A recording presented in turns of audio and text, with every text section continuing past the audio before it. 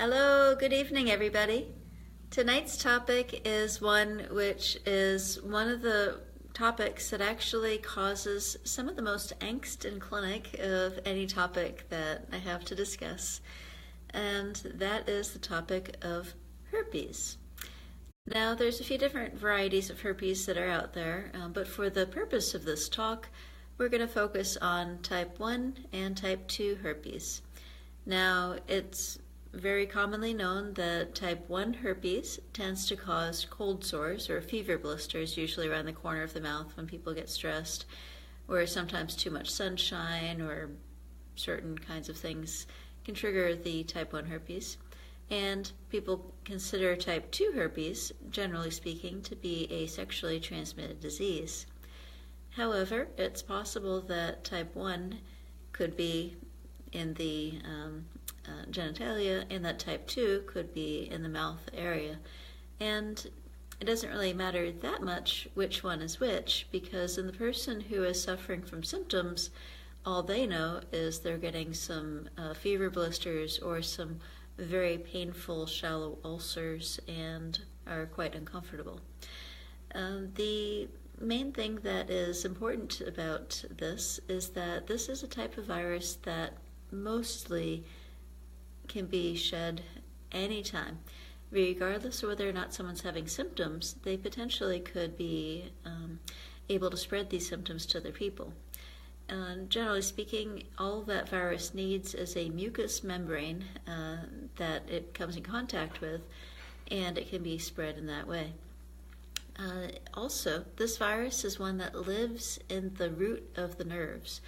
So basically, it's one of those types of viruses that hides out, evading detection for our immune system until such time as a stressor or something happens, and next thing you know, it walks along that course of the nerve and it creates a painful shallow ulcer at the same spot as where it usually comes back. And so one of the hallmarks of this is that people tend to get the same types of lesion in exactly the same spot every single time.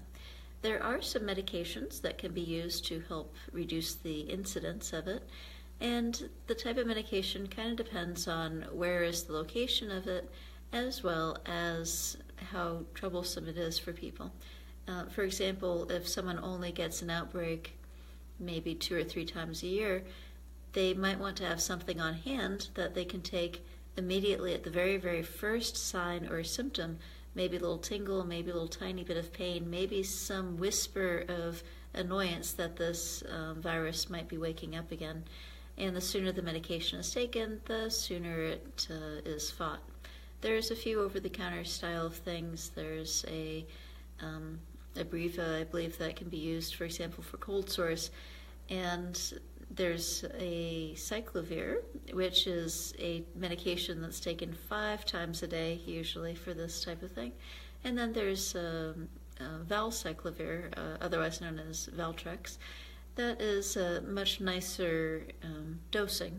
Rather than having to worry about something 5 times a day, you take it twice a day. And then it makes it a little easier.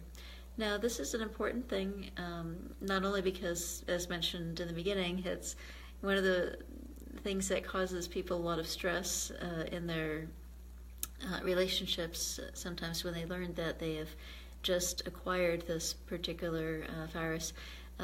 It's sometimes people will learn that they've got chlamydia or gonorrhea, and they kind of I understand, and they kind of take it in stride, like, you have to take some medications and it goes away. But the herpes virus tends to be much more shocking in my clinical experience so far, especially to the folks who are younger with it. So how is this spread? So this is one of the reasons why I do not encourage people to double dip their chips, for example, because good old saliva can spread the virus. That is, if the virus is infected the mouth, then it can get into the saliva. Again, whether or not somebody even knows that they're having symptoms, and then you eat your chip, you go to double dip, and next thing you know, your saliva is in the chip bowl, and then the next person that dips in potentially could get it. In fact, many times when people are younger, for example, in childhood ages, then they might get a kiss from an older relative or a friend or something, like a baby on the cheek or something. And that's such a very, very innocent exposure is how then the child sometimes can get some blisters from a very young age as well. And so type 1 herpes is very, very, very common, and it can be reduced with medications or just simple lifestyle kinds of things, getting enough food and sleep and rest and managing life stressors and learning about things that can trigger it, for example. As far as the type 2, again, just generally speaking, as far as any kind of fluid goes, so saliva or fluid from the genital area, again, can be a carrier for that. And so if somebody is naive to this virus, contact with the virus is pretty much all it needs to do to spread.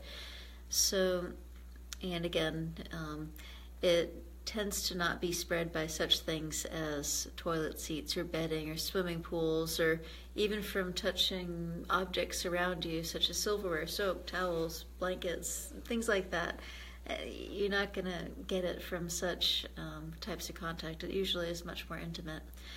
And one of the other things that is really important for people to know about this is if someone is pregnant and they have this, they very importantly need to talk to their OB-GYN doctor about this, and usually get put on a medication to help reduce the likelihood of there being any sores or anything.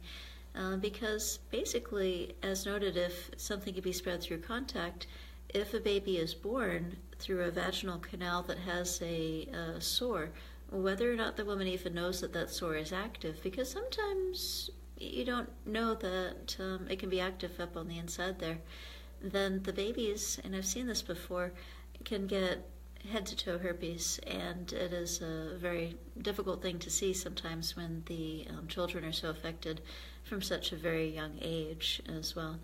So it's very important that this is a topic to talk with your physician and to be able to take care of it. And when the child is infected, it can be potentially not just a very uncomfortable virus, but it sometimes can be deadly as well. And so sometimes if someone finds a active lesion when the woman is about to go into labor or is very close, sometimes they'll actually, call for a C-section rather than allowing the child to be born through the canal. So again, another reason why it's very important to talk to your physician and get regular checkups throughout it. So right now we don't have any cure for this, which is probably another reason why it causes so much angst and difficulty. But the medications can be very helpful for reducing the outbreaks and for reducing the incidences of things coming up. Now, I always like to talk about various kinds of food strategies. So there are some anti-herpes diet patterns that are available out there that you can read about. I learned first about that on the Livestrong website, and I'll put some links to that as well. Sometimes people will take lysine supplements, for example, and there's a theory that there's a balancing act between these two, lysine and I think it was arginine, one of these other ones, and that if it's in just the right proportion, and then it potentially can keep the virus from breaking out as much. I don't have a lot of studies or data on that just off the top of my head, but I'll put some links on there in case anybody's interested in investigating. And sometimes people think, oh, well, I must go get a supplement for this amino acid, but actually it's found in foods. And so it's possible to be able to have foods that are rich in it in the hopes of being able to prevent it or reduce the incidence. One of my favorite presentations from Dr. Greger talks about the health benefits of seaweed. Now, switching tracks a little bit more, there is some studies that were done.